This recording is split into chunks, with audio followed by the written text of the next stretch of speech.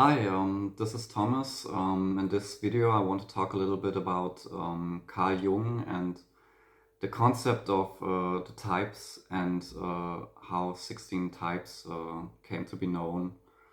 Um, I want to briefly introduce myself a little bit more. I did research on typology for 10 years now.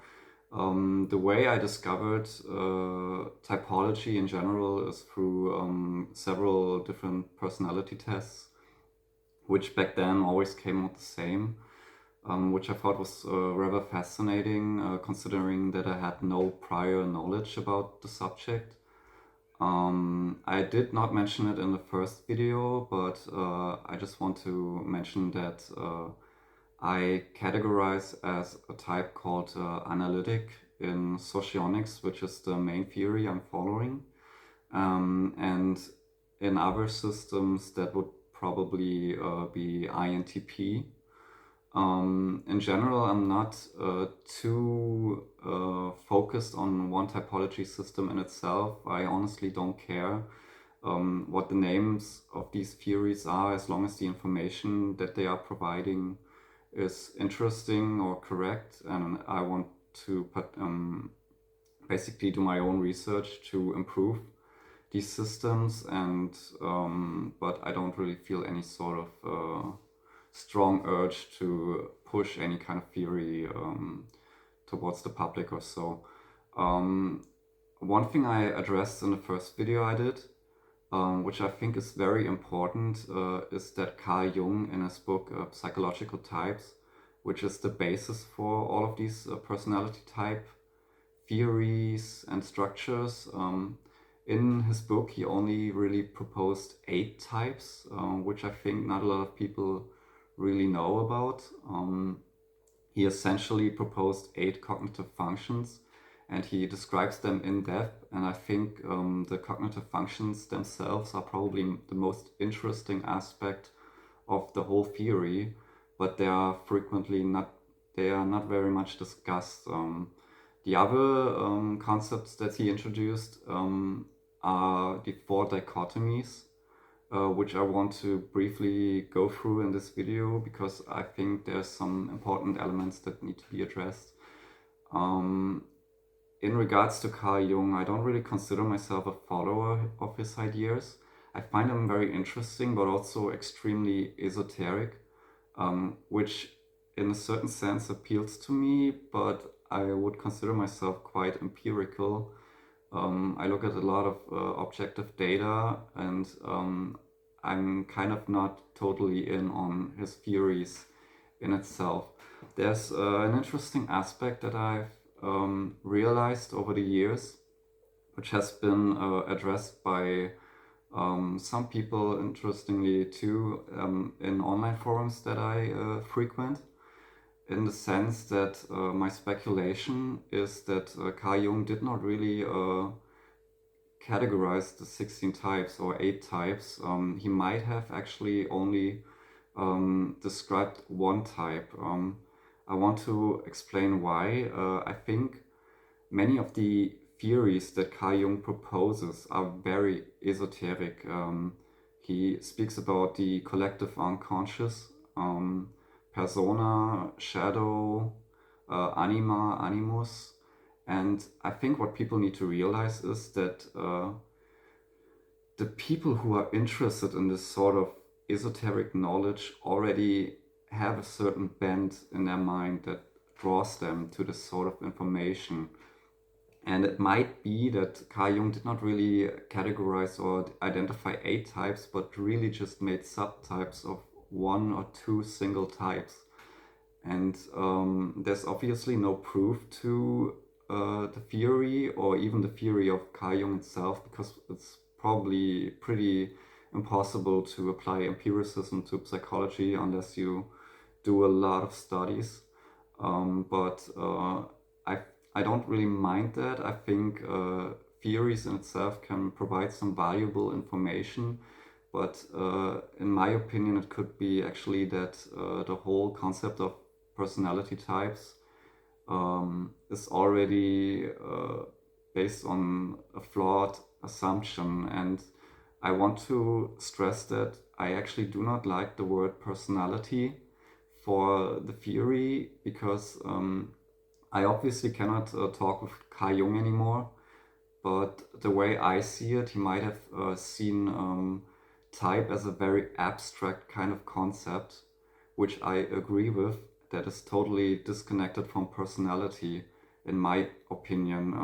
What I mean by that is that I've realized over the years that people can have all kinds of personality characteristics and can fall into the same type, and they can be so dramatically different that they will never see the similarities that they share with another person. So, in my opinion, type itself can really only be like some abstract, broad tendency category that might be determined by genetics. I do think that's probably the most likely case, that we are born with a type, but the personality structures that we develop through direct concrete experiences in the world, or people that shape us, or information that we come in contact with, or even traits that we also inherit through genes, that these are entirely different categories. And I think it's very important to keep that in mind. Um, so Carl Jung proposed 8 types initially, and through other people, other kind of theories, like for example socionics, which is the one I spent the most time with, so I'm talking a little bit more about it, and other theories that have been developed somewhere else, they came to the conclusion that it's likely 16 types, which I personally agree with too, and it also matches my own observation.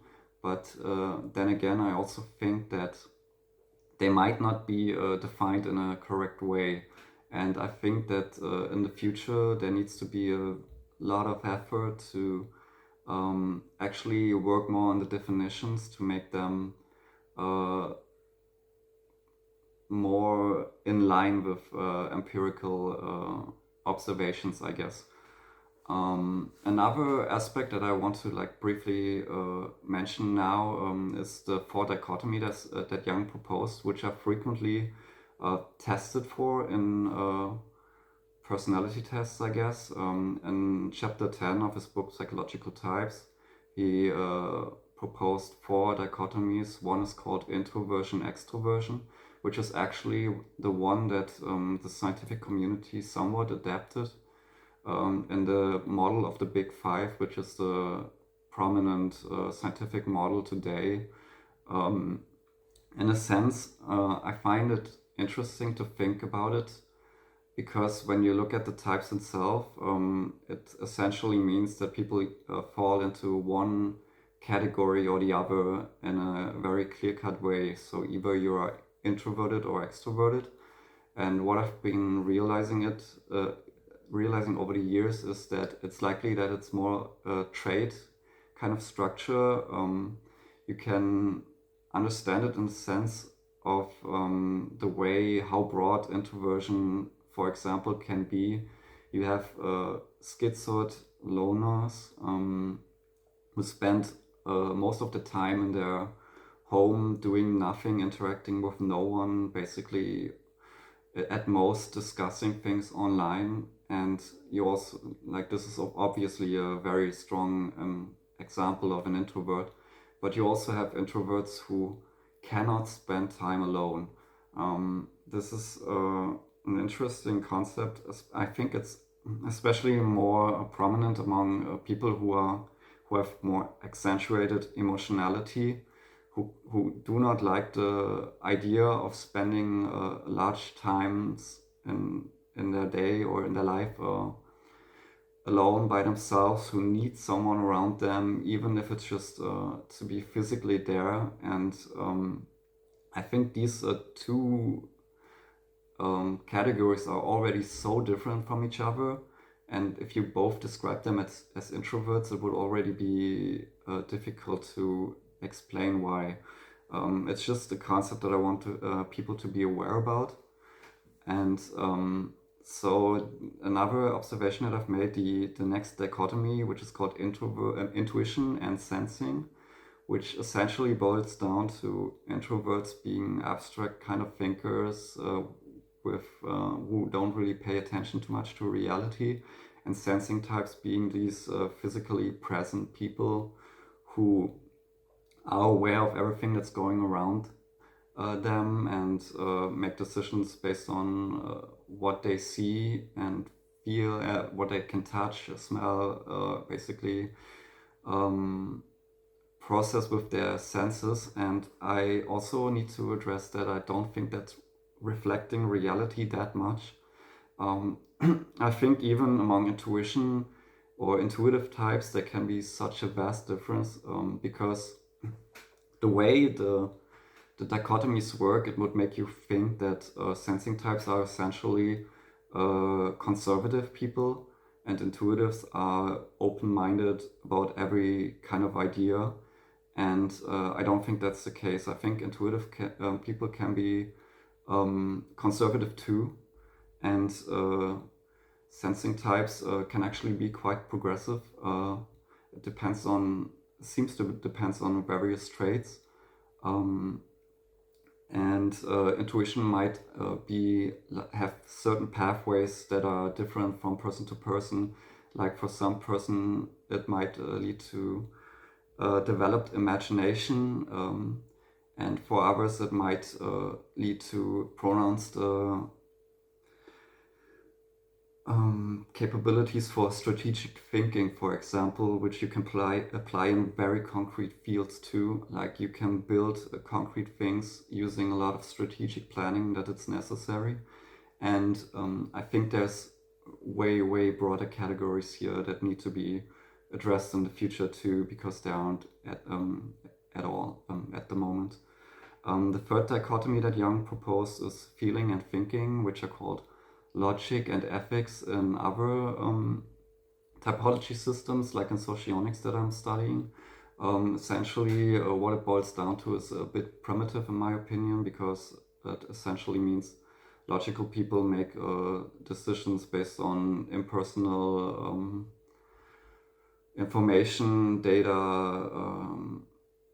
and empiricism essentially, and feeling types are highly aware of other people's emotions, are aware of interpersonal dynamics that are happening between people, and can, for example, evaluate facial expressions to identify moods and so on. I think there's something to it, but not. It seems not entirely correct, because from my observations, I've seen a lot of feeling or ethical types being able to comprehend like vast amounts of data and information. So it seems to also differ from person to person. And all of this, the last dichotomy is called rationality or irrationality, which is often described as judging and perceiving. And I don't want to go that much in depth into this category. I just want to mention it's there. And the main thing I want to know people is that I addressed it in the first video. I think type itself might really just be one layer of a personality of a person, which isn't about personality in itself, ironically. And it seems that there are different layers that make up a person as a whole, which might be inherited genes that determine how we behave. Our political orientation might be the product of our genes, and our abilities as a person and other traits. I think I don't know how many layers there are.